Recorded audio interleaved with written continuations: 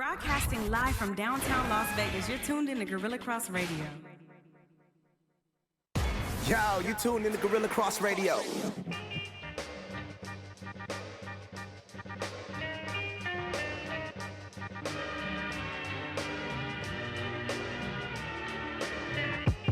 And a fine hello, and how do you do, everybody? This is Michael Price and Jeremy Long. And this is the final countdown. And why do I have an Irish accent? I don't know. But we got new digs, and I figured it had to be something different. That is right. We are still at the lovely Gorilla Cross Studios, but they are the new studios of Gorilla Cross. Got a lot of room. Are we echoing? You know, we got paint smells. We got everything working up in here, man. I love it. We do. It's still got that new studio smell.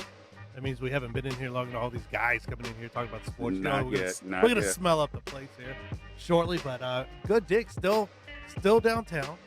Still doing our thing. Still Quan 59 over there doing his thing, producing.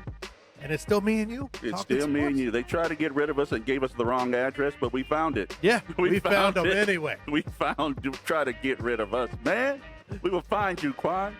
We're like that chick in, Wedding Crashers. Wedding Crashers. I'll find you. We will find you, Quan the 5'9".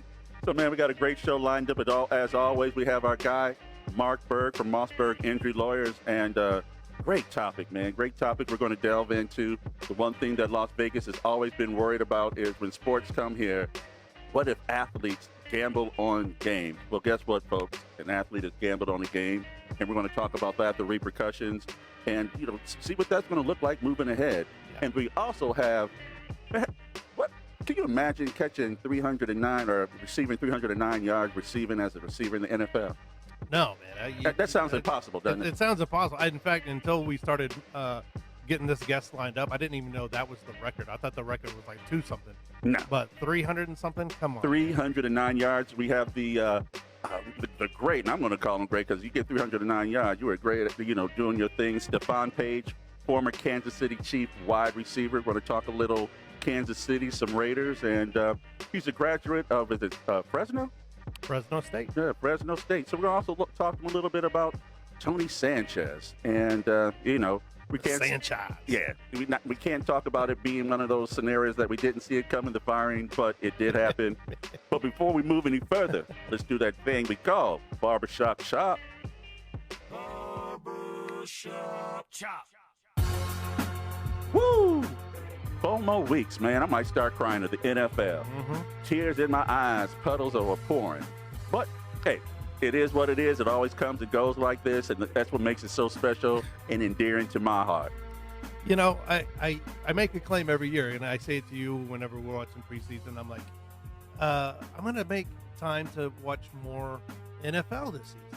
And I end up watching less NFL every single year. Pushing back, man. I don't know why, man. Push back. I don't know why. But then the playoffs are coming, and I'm kind of excited about the end of the NFL season. You know, what are there are 5 10-2 teams right now? Yeah. Something like that. I mean, crazy right now. No, I mean, it's beyond crazy, but it's what we talked about, man. Coming out the gate, looking at it, parity. Everybody wants a little parity. Yeah. People winning. Yeah, but it's okay. It's okay because it gives us something that we talk about, saying who is going to be there when the dust settles. We talk all this crap, who's going to be this, who's going to be that in the beginning of the season. Yeah. And we all just thought Patrick Mahomes was going to be the front runner, come up and grab it again. And lo and behold, we're not even speaking on him being one of those candidates, at the end of the race. So, we look at it, the Ravens. Really? Mm-hmm. When we started this season, were we talking about the Ravens? Mm-hmm. I say not, sir. I say not. But no, sir. We go look at that, and Mr. Jackson, he went and did his thing. He learned how to throw accurately. And so he said, well, you know what? I ain't just no doggone running back. I'm a quarterback. Respect me. Put some spec on my name. Mm-hmm. And here we are, man, looking at him right now as one of the front runners. Every game that the Ravens play, we talk about them being the team from the AFC that's probably going to take Tom Brady and the Patriots out of the race. And, hey, Lamar, dude, hats off to you. Hats off to the Ravens. Hats off to this Harbaugh. I don't know what he's doing out there. But you got to give it to the Ravens, man. They did a great job.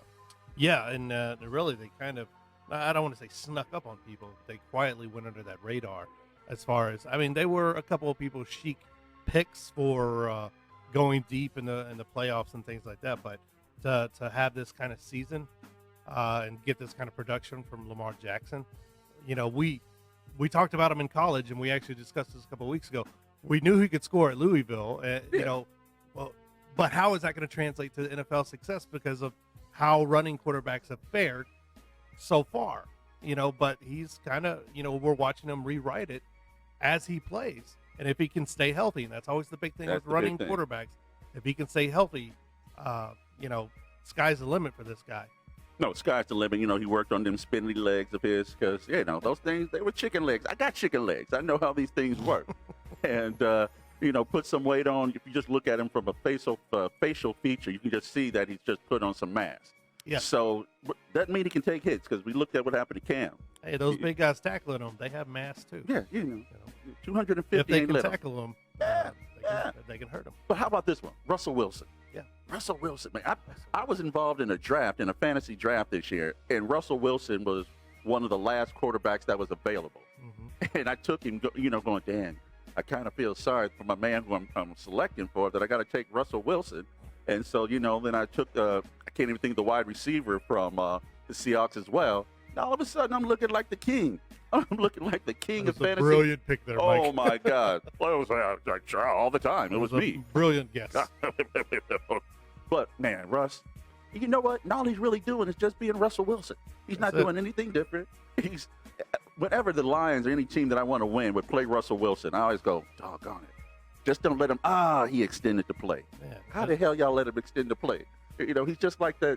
You can always just see him within the grasp. Mm-hmm. And then he just shifts, and he throws the most accurate passes out of those, moving side to side, shifting. So it really is incredible to watch him play and watch how over the years, how his game has evolved. Oh, yeah. Now, he fell into a great situation where at first it wasn't all on him to win. They had an incredible defense, all these things going on. So he wasn't always forced to win games for them. They had beast mode back there doing the thing. Great running back, great defense. So he kind of fell into that great situation. But as those things have naturally aged out, and players have moved on and beast mode's retired and things like that, he's had to step up his game more and more.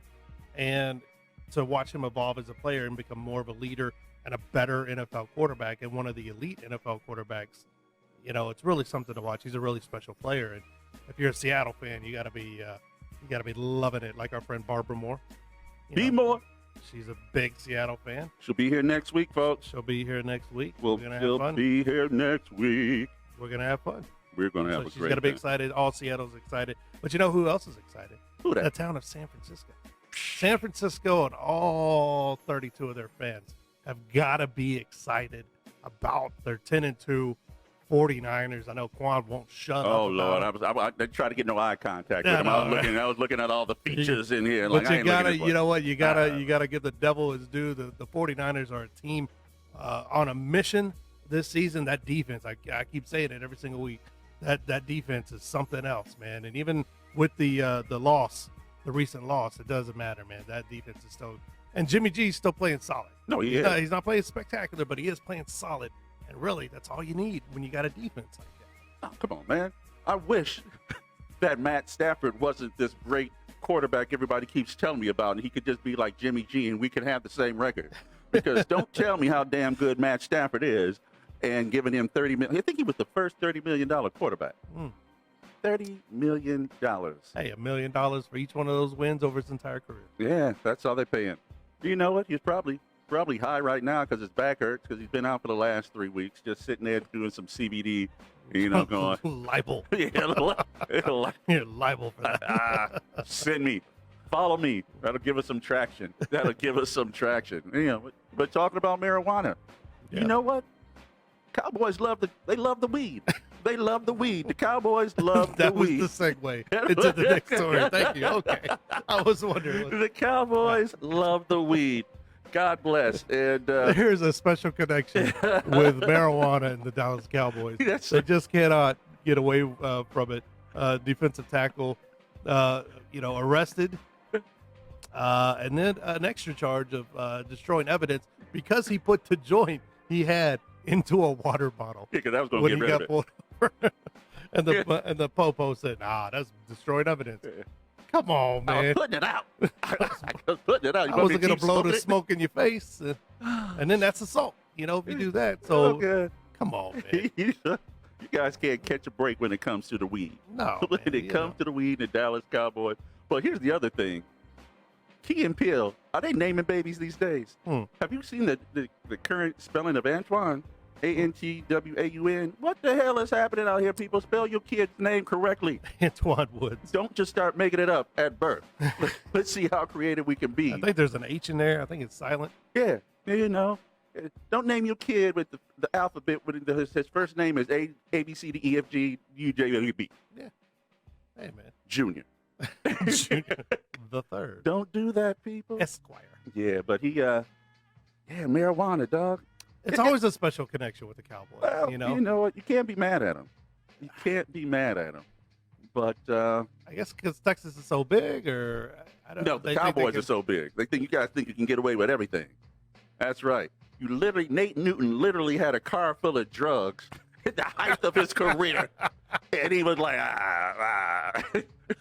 marijuana wasn't even be considered being legal at the point. At least now, my man say, hey, you know what? The studies, the CBDs in my body. Nate Newton was just trying to sell weed. Nate Newton was a man ahead of his time. Is that what it He's was? a genius in his own right. All he was doing was transferring 300 and something pounds of marijuana to an early CBD factory to help with studies. Yeah, it was like that. So his sacrifices have led to this now, and Antoine Woods is just simply carrying on the name, the Cowboys tradition of giving back to communities in need of. I see it. It is Christmas time, so taking that off the weed dealers' hands. Funny that there's still weed dealers against Vegas. I know, isn't that crazy? Now it's all You've been saying corporations that deal with weed out here. Oh, but 35-year-old white guys from Harvard are weed men now. Sags in their pants, Guys that want you to pull your pants up at the mall are now investing in weed. Yeah. Want you to. The crispy chinos Hey, looking you all can raw. smoke my weed, sir, but I need you to pull up your pants while you do it. Don't make eye contact. Oh, brother, make eye contact. I'll give you a pearls. joint. I'll run. Clutch your pearls. That's it. I know some people who wish they were high. All us U of M fans. Jesus Christ. Jim Harbaugh. All I ask you one time. Where's one time, brother? Give me a win over Ohio State. I know we almost won 5 years ago, but guess what? Almost don't count. It doesn't count. So, the question I pose to you, Mr. Unbiased, is Harbaugh on the hot seat? If he's not, he should be. If he's not, he should be. Oh, Look, they paid Jim Harbaugh a lot of money. His buyout is still somewhere in the neighborhood of like 20, 18 million, something like that. To get rid of him and everything. They paid him a lot of money. They paid him a lot of money to win championships, or at least be in the mix for championships. Well, they were number 5 in the beginning of the year. Yeah. Oh, that doesn't yeah, count? Oh, preseason polls, I mean. Nobody? Yeah, Okay. every year Notre Dame's way up there too, and every year Notre Dame, Yeah. But, I mean, that's the thing, man. He's there to do two things. Make sure they're in the hunt for a championship and beat Ohio State.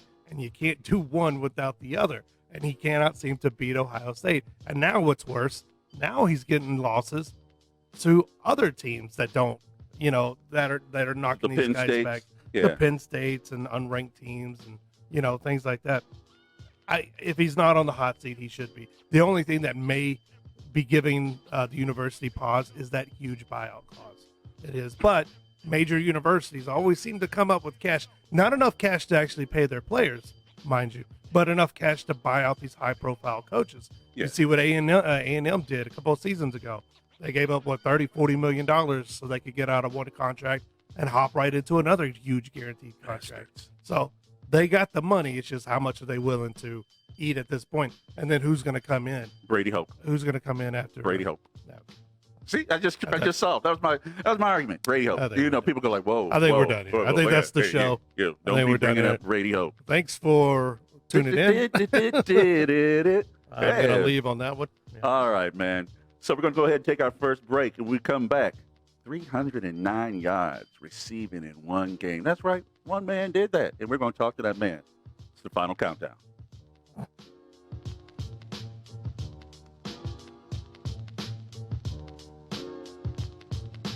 Broadcasting live from downtown Las Vegas, you're tuned in to Gorilla Cross Radio.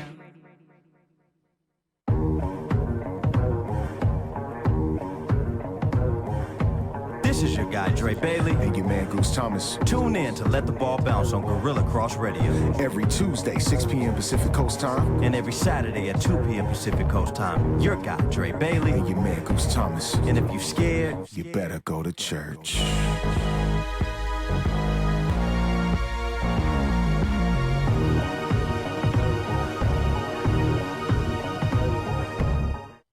Yo, you tuned in to Gorilla Cross Radio. And welcome back to the final countdown. Guys, if you've been in an accident, there's only one law firm you need to call. That's Mossberg Injury Lawyers. From accidents to injuries, workers' comp, and they just won the Best of Las Vegas for workman's comp. Wrongful deaths, go give our guys a phone call. The number is 702-222-4555. Anywhere in Nevada, they will represent you. It's our guys, Mark Boyd, Mossberg Injury Lawyers, 702-222-4555. So, man, we watch football, and we always see, quarterbacks who throw for 125 yards and the team wins. A quarterback throws for 225, throwing about 4 or 5 different receivers, and the team wins. What the hell happens when one man is caught for 309 yards? Well, our guy, Mr. Stephone Paige, has done that. Steph, what's happening, man? Hey, what's happening? Oh, man, not too much. We were sitting here reading your stats yesterday, and we came across that one. 309 yards. Yeah. Oh, yeah. And you was a young pup. Dream big. That was a dream game. Oh, yeah. Oh, yeah. What year was that? Was that your first year or your second year? That was my third year. Okay. Yeah, that was my third year. Who was your quarterback? Well, actually, we started with Todd Blackledge, and he broke his finger or hand or something, and then Bill Kinney comes in, and he finishes off. So Blackledge started it. I caught 2 from Blackledge that was over 100, and then Kinney did the rest of the damage. What? Please tell me, Two guys. different quarterbacks. Come on, man. That's incredible. Yeah. That day, I know that day stands out in your life, a pretty special day, man. Can you describe that mindset? Did you just feel like in a total different zone or what? I did. It was crazy because the night before it was just something weird. It was just this feeling that I had. It was this anticipation that I had all night, and I couldn't really sleep. And I just knew that something big was going to happen. I didn't know how it was going to turn out and what it was going to be, but I'm just going to tell you, from that first ball that he threw to me, and that was a touchdown. It's like nothing that touched me was gonna go wrong. Everything went right. When we look at these steps, so you say the first one was a touchdown. That had to go. What was your average catch on that game? Do you remember? By the time I was done, my average was almost a 39 yards a catch. Yeah. How about that for some stats? Remember now, we brought it up because I only caught 8 balls. What? So you think about it, when you really look at that, you go like, he must have caught 20 balls. No, I only caught 8 balls. I caught 8 balls that was thrown at me 8 times. Yeah. Oh. And that was it was amazing. Those weren't the dink and duck days either, correct? We used to chunk it. That's when you ain't that short stuff. It was big chunks. Oh. And that's almost half the football field on each catch, man. It is. That's insane. It actually is. Yeah, it actually is. Yeah. Oh, my God. So we're talking to Stephone Paige, former Kansas City wide receiver, 309 yards in one game. That's all he done. And played forever. Played in it forever. They had to drag you out of that place, didn't they? Yeah, they did. Yes, sir. Oh, man. Yes, sir. No, it's I had the opportunity of meeting Stephone this past weekend in the Oakland Raider Kansas City Celebrity Grudge Match golf tournament, and we were sitting there chopping it up and watching some football. And I was like, I gotta have this guy on the show, so that we can talk. And then as we looked up different things, it's like, man, we can talk a little bit of everything. And one of the things we kind of want to get into is obviously your Kansas City Chiefs, man. Last year they were world beaters. This year, they look like they're in the mix. What happened? Well, I'm going to tell you, it's one of those things where you can see what happens on this turnaround. The number one last year, I think they Mahomes was still, they didn't really have a way to really game plan him. So basically, I think what happened this year, between this year and last year, they found a way. You still can't contain a guy like that. But what they did is they made Chief, if they figured if the Chief can become one-dimensional and they can stop them from running the ball, that will force Mahomes to be that would be his weakness, because not having a running game. So that's the difference between this year and last year. And last year they had a little bit of a running game, but this year hasn't been really well. It hasn't been really there. But here's the thing now, as you see the playoffs starting to shape up, you're seeing the defense tighten up a little bit more. And as you saw last week, Mahomes really didn't have to do a whole bunch. He had a running game, and that running game really helped him. So he didn't have to worry about beating him with the passing game. So playoffs, this is when the real true stuff starts to come out during playoff time. So you'll see a big difference in this team this year in the playoffs. Now, with the exception of Sammy Watkins, the Chiefs have a pretty young receiving core, and you have a young quarterback. You know, as a guy who did all these great things in the NFL, you know, how would you work with your receivers and quarterbacks? How is that relationship, and how is building, you know, trust between a quarterback position and the wide receivers? How important is that, and what advice would you give to these young cats out there? Okay, it's very important. And the first thing is, too, we didn't forget one of their powerhouse, a guy that's been kind of injured, and they're kind of slowly bringing him back. You don't forget Tyreek Hill. Oh, yeah, of course. Tyreek's been kind of beat up a little bit, so he's starting to get himself back together. So if they can have him back, I'm sure Mahomes will be happy if he can have him back for the playoffs and for the remainder of the season. Kelsey's been holding it down, but Kelsey holds that middle, but he's only doing so much because they can double him off and make the young guys that's with less experience. And what has to happen is you got to develop that camaraderie with the quarterbacks and the receivers. They have that. Once they develop that, it's called a trust thing. So I just believe really that with the guys right now, that Mahomes doesn't have the trust that he has with Tyreek and Sammy. Sammy's kind of been off and on hurting, and he's been in and out. So once you get the guys he can count on, and they win that trust, and where does that come from? It comes from practice, training camp, practice. That's where it comes from. So it's about that trust with receiver quarterback. Nice, man. Yeah. No, go ahead. Oh, and yeah, I mean, of course, you are obviously a playmaker. You were a playmaker back in your day. I guess, you know, how embarrassing are the riches for the Chiefs to have guys like Sammy Watkins and Tyreek Hill, you know, even though he's a little banged up this year, to have that. I mean, you on one side of the field, another great receiver like that. I mean, you guys doing it. And you see teams that make it work, obviously, like the Chiefs. And then you see teams kind of like the Browns, who have not had as much success with OBJ and Jarvis Landry on opposite sides of the field. You know, what do you think the different dynamic is there between those teams? Is it just the quarterback play, or is it something else that teams are seeing? Well, I think it's the quarterback play, because it comes down to it. A quarterback doesn't lock in on one receiver. He said, "I'm gonna find the guy on my reads. The first guy's open. That's the guy I'm looking for."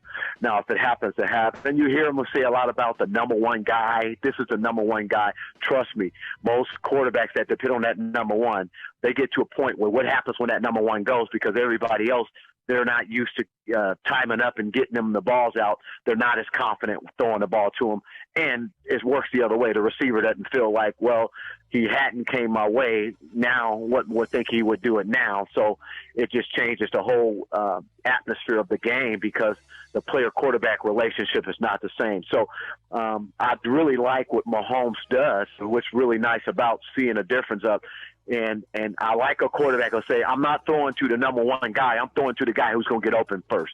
And Baker's Mayfield, you know, he's in a position to where if he doesn't throw it to Jarvis got a problem. If he doesn't throw it to Beckham, he's got a problem. Then you got that tight end, Njoku. He wants the ball. So it's only one ball. So what we got to do now is our focus as a quarterback. You're saying, get open. You want the ball, get open.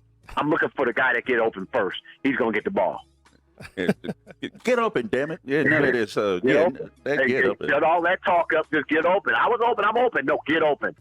Right. Let me see your numbers. Let me see your numbers. Like Keyshawn Johnson once said, Just throw me the damn ball, right? That's it. Absolutely. We're talking to former Kansas City wide receiver Stephone Paige. So Stephone, kind of moving on to the other side, to one of your adversaries, the Oakland Raiders. Man, they seem to get right there, and then all of a sudden they seem to take 3 steps back. And, kind of the same question Jeremy asked you. What is it that we're not seeing them do and or being coached up on? Well, number one, they're young, and they're a young team. They don't, experience-wise, they don't have a whole lot of experience. The line, they're still trying to shift that line together to protect Carr. He's been getting sacked a lot, and at the same time, Carr's been making a lot of mistakes this year as far as with the ball, as far as interceptions and between holding the ball too long and throwing the ball away. So that's 2 things I think that's really been a burden to them. What do? Your defense, I don't think the defensively, the defensive backs, you don't expect them to cover too long. We don't have a rush that's going to get to that quarterback and pressure that quarterback. So they got a few different things. Now, the last Sunday, it's kind of like those psychological things. It gets in their head. Right. They don't feel like they can beat the Chiefs. And when they go out there and you see them make some bonehead mistakes, and you go like, they're actually buying into this. They really believe, it looks like they think they can't beat them because they're making plays. They're making mistakes that they shouldn't be making. And all he had to do last week is beat the Chiefs, and they would have been in first place. It was that easy, seems like. But it's like that's why we play the game. No, and that's it. And, and it's the fact that you say that. Being a guy, I'm a Detroit Lion fan, and, laugh at me all you want. But the fact that the Lions had the Kansas City Chiefs on the rope the week after they played the Raiders, it just threw out some crazy stuff to me. And I went, these guys actually are kind of beatable. And then from there, it seemed like everybody got the confidence, like that Mike Tyson thing, that all of a sudden, like, you know what, I think we can beat these guys. And that's when you kind of started seeing everyone getting competitive with the Chiefs. Am I correct? Right. Exactly. No, it's kind of crazy this year because you didn't expect the Chargers to be on the bottom this year, tied with the Broncos. You didn't expect that. Broncos, you knew they were still struggling because they still having quarterback issues, trying to figure out what to do with the quarterback situation. And the defense hasn't been very good, but offensively they've just been horrible, haven't still been able to move the ball on a consistent basis. But the Chargers with Phillip Rivers, you would expect them, with the way they finished last year, you expected them to challenge the Chiefs. And the Raiders has actually been a surprise. So they're actually playing above what everybody expected. So they still got a chance to make the playoff. It might be slim, but if they win out, just like I said, they control their destiny. So that's how it's going to all work out. Yeah, so I guess we're going to expect the Raiders to be here earlier than we anticipated. Is that it? No, no playoffs this year. If they in control of their own destiny, I'm like, just wait till next year. Well, they do need room to pack, right? For the Duke to move, so if they get off early, they'll give them plenty of room. They won't forget anything in Oakland, so they definitely will be able to pack everything the right way instead of rushing through everything. That's right. They'll check all the drawers, before you leave the hotel room. That's right. Oh yeah. They taking the mini bottles. They taking all that stuff. Oh my God. They taking it all. Yes. Well, before we let you go, we want to hit on another topic, and being a guy from the Mountain West Conference. I don't know. It wasn't Fresno State. Fresno State. No, it wasn't the Mountain West when you were there, right? It wasn't the Mountain West. No, it wasn't the Mountain West when I was there. It's actually called the PCAA. Oh, really? Well, we had. You remember Randall Cunningham? It was Nevada, Las Vegas, San Jose State was the powerhouse. Mm-hmm. Back in our day, San Jose State was the team. Yeah, so we had a really nice, we had a little nice conference. The PCA was a real nice conference. Oh, for sure. And it's still trying to, get its just dues, but I'm sure you know that UNLV just released Coach Tony Sanchez over 2 weeks ago, but let him play out his last game against UNR, and he actually beat UNR, and they got the trophy back. But wow. Yeah, I know his last game. They did it kind of strategically. They fired him before the last game because if he won the last game, it was going to look bad for them to fire him after he won that game. So you give her props on that one. But looking at it, do you think Coach Sanchez, you saw his team play, your team, was he in the right direction? They looked off. It just didn't look. It looked like it was just needed to be redone. On one of those deals where let's let's do some different things. And and most of the coaches say it's on me. And you know what? Actually, if it's your recruiting, it's on you. If it's the way they prepared, it was on you. So the head coaches have to just suck it up and take it, because the players are going to play. And like I said, and just like in the league, the coaches are always the ones to go first. It's never the player's fault. No. Yeah. It's crazy, because you can look at it sometimes and say, he didn't deserve that. He just had lousy players. You know, he doesn't have Belichick's players. He doesn't have the players that the winning teams have. He has what he has, and that's what he got to work with. But like I said, it's part of the game. You know what you were getting into. Yeah, no. And, you know, you look at something like that. And then, again, being a guy from Detroit, you know, U of M, the whole nine, you just look at when someone like God, and I'm losing his name, Urban Meyer, he just goes from one area to the other one, and all he does is just win.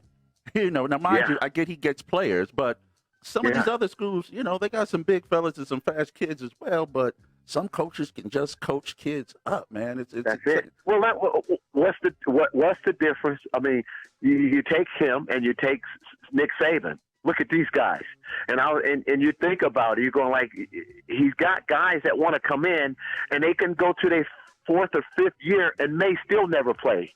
Right. Yeah. But that's the kind of talent, and that's the kind of guys that he's recruiting. Guys that's willing to say, I'm good enough to start anywhere else, but I'm willing to sit and wait my turn here. You know, that speaks highly of your coach, of your staff, and your organization. I mean, you're all in, because I'm not signing up in my freshman year and say, there's a chance I could be sitting in my fifth or my fourth year. I could still be sitting on the bench, because that's the kind of people that are coming in, they're recruiting. So, yeah, so that's pretty strong when you get two coaches like that have that kind of reputation. You got guys want to play for them, and when guys want to play for you, it gives you a chance to win. I mean, championship after championship, conference title after conference title, because you got guys that's brought into your system. No, that's it. Well, they did list that UNLV job on Indeed.com. Strangely enough, for a major university, it popped up on Indeed. Paige, Stephone, you think you might want to throw your hat in the ring? Do you have a resume ready? Can you throw it in Indeed real quick?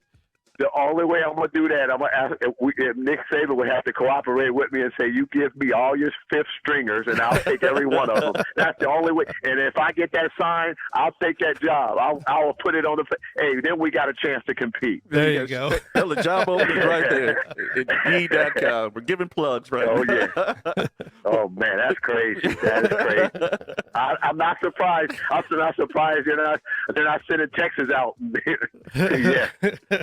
So, you know, another thing, my man Jeremy, you know, he's from your part of the neck of the woods, as we say. He's a Cajun little guy as well, man. You missing that food, or you still getting your full? Oh, man. Oh, shoot. I'm missing that.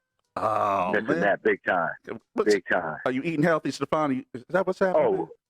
Absolutely. Yeah, you got absolutely. to. We are men of a certain age. We got to do that, that's brother. It. We got to do that. You watch what you eat now. That's it, man. Oh, that's you got to. You know, he heard the Raiders were coming to Vegas, and, you know, he's still a man who can get up and get stuff done. So, you know, and they need some receivers. So, you know, 2020, he's going to be back on the field, I guarantee. That's it. Oh, shoot. Well, oh, my goodness. Well, Stephone, we appreciate you coming on the show. Hopefully we can have you back on down the road, man. And more importantly, when you come to Vegas, we hope we get a chance to hang out with you and chop it up. All right. Thank you guys for having me. God bless. Have a wonderful holiday season. All right. Thank you, man. You too. You too. Bye. All right. Yep. All right. 309 yards. One game. On 8 caught balls. This many, people. This many. Wow. That's a lot. So, man, yeah, I don't even know what to say after that. Well, that's 309 yards, and he's so humble. Yeah. And, you know, like, like I knew I was going to have a big game. Like, was it just gas? Did you feel gassy? Is that what it was? Or what did you eat? What did you eat? Some like Cajun food. That's why I'm eating healthy now. Good. Mama was sending those care packages. So, whatever they got in Kansas City. Catching. Tyreek Hill, Sammy Watkins. Ball catchitis. Ball catchitis. Oh, that didn't sound right. That did not sound That's right. what they got on Fremont Street.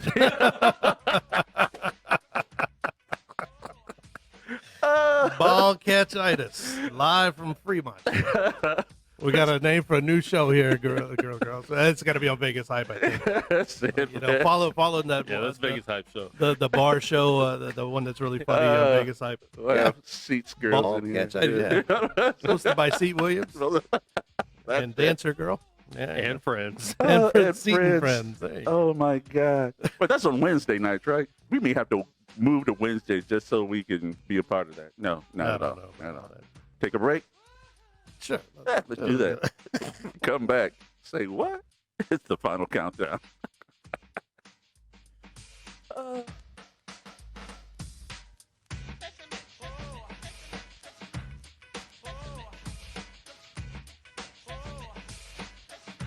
Broadcasting live from downtown Las Vegas, you're tuned in to Gorilla Cross Radio.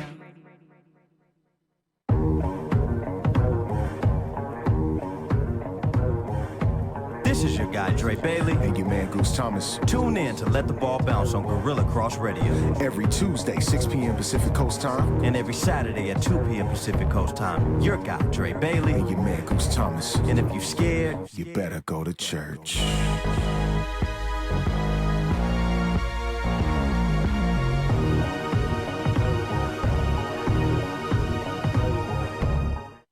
Yo, you tuned in to Gorilla Cross Radio. And welcome back to the final countdown. MP, J Long, and the new digs of Gorilla Cross Studios, downtown Las Vegas. Yep. That's what we're doing. We new digs, people. I thought Yeah, you just look understood at how us. Quan Look at- rolled. We got some stuff on the ground back here. We're moving. We're getting stuff done. Oh, man. Like it. It's going to be like a penthouse on the first floor. Yeah. Yeah. See, look at that. I know. He liked What that is- idea. He liked penthouse on the first What floor. does that mean?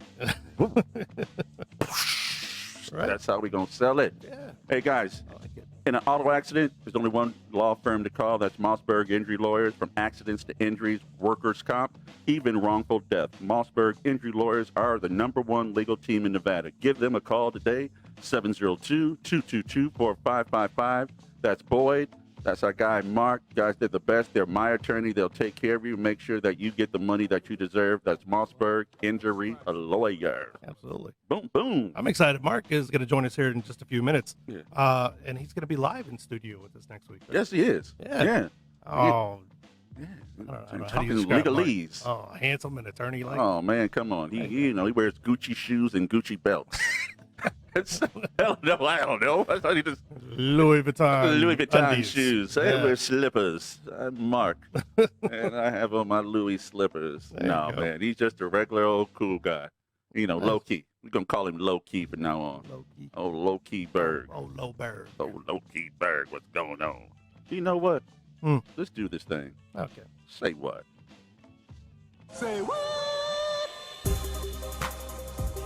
What you got? What you got? Who you with? Oh man, Kanye. Really? So, Kanye and Joel Osteen plan to pack out Yankee Stadium on May 2nd for a fourth. That's right, folks. I say a fourth America's Night of Hope event. I've lost all hope because there's going to be an event of hope with Kanye and Joel Osteen. It is a strange day. It's not kumbaya. Coming from a faith household, I am not doubting Kanye's faith. I'm not saying anything like that. It's just a weird pairing, Kanye and Joel Osteen. But honestly, now that I say it out loud, is it that weird of a pairing? Joel Osteen is kind of the Kanye of Packs religion. houses. He packs the house. Of Christianity. Beautiful wife. Things like that. I mean, he's Yes. a multi-time author. He's sold millions of books, which could be copies of things, right? Just like millions of albums for Kanye. I'm trying to find the light. You're trying to see. You're trying to You know see what? how the connection is. And when they packed out Lakeview Church in Houston, used to drive by. It's the old not Toyota Center. Toyota Center in Houston. Okay. The Summit. Where the Rockets used to play, Okay. Olajuwon and all them. So that's Lakeview Church in Houston, and it holds like 16 or 17,000 people. So this time they're going to go to Yankee Stadium. It's still going to be their fourth time there, and it's close to 60,000 people, and it's going to sell out $15 a pop. What? And where's that money going? Mhm. Charity, hopefully. Mhm. Hopefully not to hurricane relief, That's- because Joel Osteen does not like hurricane victims messing up the carpet in his new church. Wait, what? They had a hurricane a couple years ago. Joel Osteen locked the people of Houston out of the church. Really? Wouldn't let them come in. It's a good man there. And said, no, we were told to evacuate. Okay. Man. You do church at the summit. Okay. Boom, boom. It can house a lot of people. Anyway. Yeah, so we move on for that Yeah, one. let's just save those comments. And Yeah, well, I'm still trying to get in. I'm still trying to get into heaven. The door is still a little cracked, and I can see a glimmer. Yeah. I can see a glimmer. I don't care. Yeah. Smoke show reporter Kelly Saunders is dating Vegas Dave. Kelly Saunders is dating Vegas Dave. That just sounds just sketchy. Have you seen Kelly Saunders? You know who Kelly Saunders is? I'm looking at a picture of her right now. Quan knows who. You don't know who Kelly Saunders is? Find a picture for this man. She is a smoke show, which means a very beautiful woman. Vegas Dave is not a very beautiful anything. No. He's kind of he looks like a guy who's earned the title of Vegas Dave. That's what he looks like. And they came. She had been doing work for him, like on her Instagram account, like posting his stuff up there. So people thought maybe it was a paid endorsement or something like that. People do social media influencing. And they came out a couple of days ago. She was kissing all over him, hugging all over him. And hey, you don't hate the player, baby. Hate the game, Vegas Dave. I'm going to dap you up, son. All right. Yeah. Good for you. That's a good look. It's a good look. Yeah. You know what? It just lends to the history of guys with women like that. Hey, man. And I just see I PC'd the hell out of that. So all you Vegas Dave looking dudes. Yeah, keep doing One that. day. Keep doing that. One Keep day. winning. Keep Charlie Sheenan out there. Yeah. Keep Charlie Sheenan. That tiger blood in you. My God, dude, what the hell? Terrell Pryor. This is where we're going right now. Okay. For you guys who did not know, this is the Say What for the Say What's. That one, Terrell Pryor. That's right. Former quarterback from the U. No, I was going to try to say something else, but I'll be good. Ohio State. Yeah, Ohio, sure. He lost 3.5 liters of blood and was a minute from dying after being stabbed with a kitchen knife in an incident with his girlfriend. He was stabbed twice. What the hell was he? Did he say, "I don't want to call"? He's just like, no, girl. There's right now. There's a lot of misinformation. The girlfriend and her friends are saying that he started it. And of course, they all said he hits her, which is no laughing matter. No. But they got into something at his apartment. She grabbed a kitchen knife, stabbed him twice, and that's like my biggest. I mean, Terrell Pryor is what 6'4", 6'5". Oh yeah, 220, something like that. And a body that big, there's about 5.5 liters of blood, give or take. So to bleed out 3.5 liters of blood, that's a lot of blood. Yeah, that's a murder scene. Yeah, that's a murder. And they brought him to the hospital. The girlfriend and her friends did, and then they dumped him out on the curb. Of course they did. And tried to flee, and of course got caught and everything. And she's famous now for taking her mugshot, smiling. Well, hair all done up, she's smiling in it. Yeah. And if you're gonna fight with your girl, don't take it to the kitchen. That's where the weapons are. I don't know why people. Yeah, I mean, ladies are crazy. I know that from experience. So don't put around crazy utensils. Yeah, don't fight in the kitchen. No. No. Fight in the closet. Yeah. I don't know. No, there's pointy shoes in there. I don't know. It's not safe to fight women anyway. No. Number one, if he did put his hands on her, don't put your hands on women. Okay, that's not a joking matter. Okay. But if she just stabbed him because she's crazy, then I would look somewhere else for her girlfriend material. All right. Right. Yeah, that's it. And then going out the gates, 54-year-old Doc Gooden. God bless Doc. He's trying to get off the cocaine. And he's in a celebrity boxing match with someone named Catfish Cooley. If you looked at the picture, you go like, yeah, he looks like his name is Catfish Cooley. I like Vegas, Dave. And at the weigh-in, Catfish started talking some junk. And, Doc Gooden started to put them hands on him. Former world-class athlete, like, oh, I'm not too far away from whooping your fat ass. They had to be pulled apart. Doc Gooden smacks the crap out of someone named Catfish. Yeah. Doc, so you know what? I like it. Doc is still it's a celebrity boxing match. Is that what it is? Yeah. Yeah. He's still spry. He's still got a little. Hey. I might be older, but you talk it. Well, his arteries every now and then he gets a little thing of cocaine that he catches it, so he just gets a little energy like, oh, and I'm back on my feet, people. Pray me, Lord Jesus, I'm back. You know, a lot of excitement. Libel. Libel. Oh, man. So, all right, let's speaking of libel, speaking of libel, I'm talking about a segue. We should have talking about libel. great segue. Good segue. Good segue.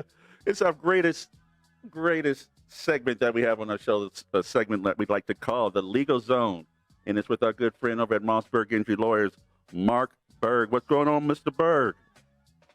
Not much. How you guys doing? See, I told you he's cool. See how cool he just sounds? Yeah, I just imagine he's sitting there with a Miller Lite, you know, or Really? the champagne or Miller or something. He's just sipping it right now. I picture it more of like a cigar with a little thing of brandy right now. Velvet. Yeah, rollerboard. Yeah. Because he sounds like, hey, what's up, What's Pippin? happening? What's Yeah. happening? The lamp over, you know, Like his just shoulder. easy. He just sounds easy like Sunday morning, man. You have a I good like day. You have a good day today, counselor. I had a pretty good day. Got a lot accomplished. Oh man, it's a good thing, man. Your boys are looking good on the streets, as we like to say. Those Maryland Terrapins. Yeah. Number 3 team in the nation. Yeah, I know. You know, the only time you ever watch a blowout is when it's your team. That's the only time. Like, so Big Ten's looking good. yeah, like, so your team's up by 20. Are you still watching it? Hell yeah. Why wouldn't I be? Why wouldn't I be? Well, Mark, one of the things that, and I guess it's probably been, be it Major League Baseball, NBA, NFL, teams always were wary of coming to Las Vegas with their teams. And it's kind of strange when you think about the reason why. You're like, you know, players aren't going to gamble. You know, they've learned from back in the day with Pete Rose. No one wants to get involved with that. That is steered clear. Raiders are here. Vegas Knights are here. And lo and behold, now we find out there is an athlete out there who was dumb enough to bet on a game, man. And can you elaborate a little bit more on that and take us through the scenario? Yeah, it sounds from what I've heard that he Shaw bet on against his own team in a parlay. I'm not sure what the stakes were, but he's also on injured reserve, wasn't playing in the game. But that doesn't mean that he doesn't have any inside information. But then you go ahead and look at the result, and he actually lost his bet, which is interesting. But you know, I always thought when Pete Rose was betting, it was okay in a way because he was betting on his own team. But when you factored in that he was the manager of the team and that maybe he might make some moves that he wouldn't have made if he didn't absolutely need to win that game to win his bet. So you look at it from a player standpoint, and you know, you just can't have something like that. You can't have a player with an impact, you know, potential financial impact on the other side. And, you know, they've even talked about it as far as fantasy football goes. Like, should we let these athletes have fantasy football teams because they could be, you know, potentially doing something for their fantasy football team to win, and, you know, people put money into those contests as well. So, but, you know, when it comes down to it, you just can't bet in a game that you're playing in because you'd have, you know, potential to throw the game or, you know, maybe even win the game by more than you should. I don't know. There's lots of potential implications, but obviously it's something that the league does not want happening, because if it were something to do with dealing with high stakes, there could be a potential uproar. But, you know, with sports becoming legalized, sports gambling becoming legalized and less frowned upon, so to speak, and I think that that's something that could actually lead to less of this, because now that everything would be out in the open, there might be less potential for gambling, you know, players gambling, and but, you know, because it's more regulated. But it's definitely an interesting thing, and I think that's always been Vegas' standpoint on it, is like, listen, if we can control the gambling and we can control what happens, then there's not going to be any fixing of games or rigging of games. That stuff kind of goes down more behind the scenes and not with people betting in Vegas. They're betting more illegally and on different fronts. And we're talking to Marcus Berg, Mossberg Injury Lawyers. We're talking about Cardinal safety Josh Shaw and the fact that he gambled during on his team, but to lose, that's crazy in itself. What the? That's not good for the locker room, I don't think. I think he's going to need to be out of the NFL for a long time so he can go to witness protection and come back as John Jenkins. You know? Apparently his teammates don't like him very much. Yeah, obviously. I mean, that's I mean, you They look couldn't at even help him out. Right? no. He's like, man, don't take this the wrong way. Help me win a bet. Yeah, help me win a bet. That's one of those things, dog. Don't take this the wrong way. It's like, oh, this is something I'm going to take the wrong way. I'm not betting on us. To do what? To win? Wait, what? Yeah, how do you even start that conversation? I don't know. That's just great. So what does Goodell do long term? Because I'm reading here that 2021 Shaw can come back, but don't you think that Goodell really has to put his foot down and just make this the death penalty? Well, I think you might want to do something like that if the player had been involved in the game. Since he was on injured reserve and not playing, I think it's a little bit different. And also, I'm not sure that the stakes were very high. But yeah, I mean, if this was an active player, I think we'd see a much harsher penalty. It just, to me, seems like kind of a dodo brain kind of thing. Like, what is this idiot doing? We got to enforce it, but ultimately, it obviously didn't have an impact on the game. He wasn't playing, but yeah, I mean, if fans get any sense of impropriety, and then we're talking about, the lack of competition, or people thinking that games are rigged. I mean, that's something that's at the forefront of a lot of conversations. Fans do not want to think that games are rigged. We've seen that in the NBA, and heard a lot about things about that. And that's the one thing the NFL has going for it, is there's a lot of parity, and we think that any team can win at any given day. And if people start thinking games are rigged, and it becomes a whole different ball game. But I think that in the future, they're going to have to open up, because they're losing so much revenue by not being involved in gambling. And I think it's something where, betting is definitely going to become legalized in the NFL. They're going to be part of it. But as far as players betting on their teams, I don't think that's ever going to be a reality. And they definitely need to make sure that this doesn't happen again. I mean, it's practically unheard of. Just common sense would tell you can't bet on your sport, especially on your team. Especially just putting $20 on it. But whatever you put down on it. Mark, we always appreciate you joining us. And as we always say, man, where can they find you guys? Mossberg Injury Lawyers, 702-222-4555. Man, Mark, we'll talk to you next week. Thanks a lot. Take care, guys. All right. Marcus Berg. Putting down $20. They're like, oh man, I was just at home sitting on the couch smoking a little weed. Just drinking. I mean, don't come test me. Yeah. Yeah, it's just one of those. It just seems really boneheaded. It seems really, it seems innocent enough. You know what I'm saying? Like, he wasn't playing in the games, and it's kind of one of those things. You should know better, so that's why he's definitely getting suspended. I'm gonna guess they'll come out and say he's suspended for the first 4 to 6 games of the season next year, and they'll probably he can't appeal until 21. Oh, he can't appeal to 21? Yeah. Because he was already on injured reserve. Yeah. Did they suspend him for the entire season? Yeah. Did I miss that part? Yeah. They did? Yeah. Well, oh, that's okay. Forget what I said. Never mind. Yeah, no, he can, February 6th, 15th, 2021. Apparently Goodell said, we're going to make an example out of you. Okay. Yeah. I did not read that story, so it was all news. Oh, that's okay. There you go. They took his can of Pringles and told him to go home. Yeah, we don't need you. Yeah, take you your bong. It's Pringles. All right, take that home. You gonna quit in 2 weeks? You can go ahead and go home today. Just pack your. Yeah, go ahead and pack your outfits up today. Go. I had to hold that joke in. Yeah, we'll mail you. We'll mail you your stapler. Lotus. Don't worry. But shots fired. Hashtag shots fired. Oh, over the ball. So, man, football has come to an end. Las Vegas has lost another head football coach. Yet there's still playoffs to be played, and again, we're not in it. God bless that kind of stuff. Yeah, right. Yeah. It really takes the worry out of having to plan anything for vacation. Oh. If you're playing on vacation, in the wintertime, especially if you are the coach of UNLV or anything like that, you don't have to mess with those pesky playoffs, recruiting, or bowl games, or anything like that. And recruiting, really, they've shown they can start at the end of a recruiting season and still get the same players they're going to get. That's got to be a pretty comfortable position. Yeah, well, I heard Indeed. And someone else raised the money. I mean, Tony Sanchez did do that. If nothing else, he got the Fertittas to open up their checkbooks, which they did sorely need. Your buddy CM Punk at the game. Oh, look at CM Punk. Well, he's not getting hit in the face, so I didn't recognize him. Is that what it was? Yeah. Man, so it's going to be interesting for these old you know what? We're going to that beautiful stadium, bro. That's Yeah. And that's another issue too. The Raiders are now taking shots at UNLV, saying, you have 3 non-conference games that are scheduled for here. Now the Raiders organization is trying to keep them out of that, so that's kind of some bad faith negotiating that the Raiders did. A lot of stuff.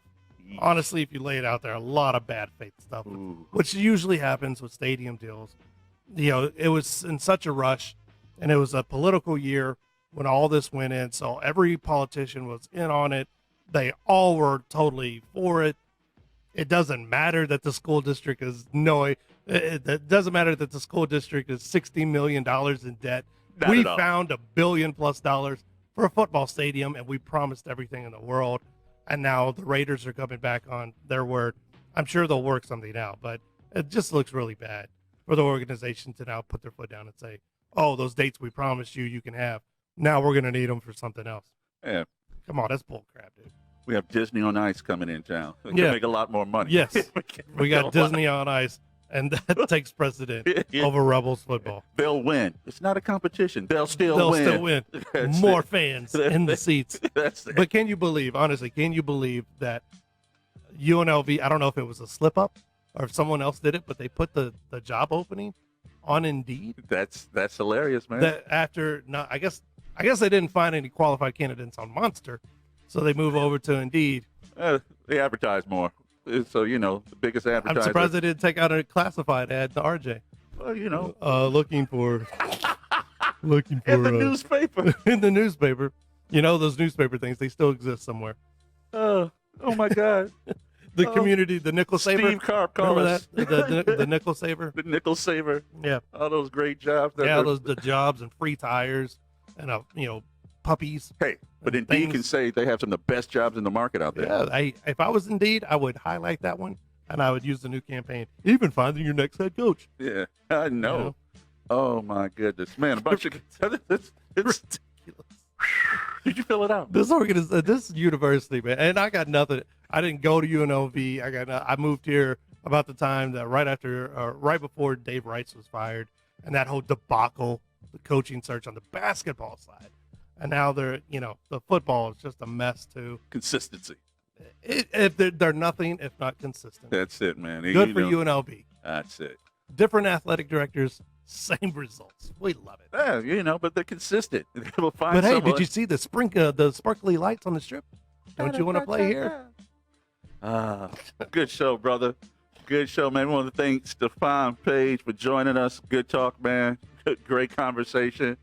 And more importantly, 309 yards. 309. Hey, Ben Simmons. So next week we will have a guest. And no, it will not be Ben Simmons. But hey, he may not shoot free throws either, or 3-pointers. So it'll be a good show. MP, nice. J Long, it's the final countdown. Peace. Ben Simmons.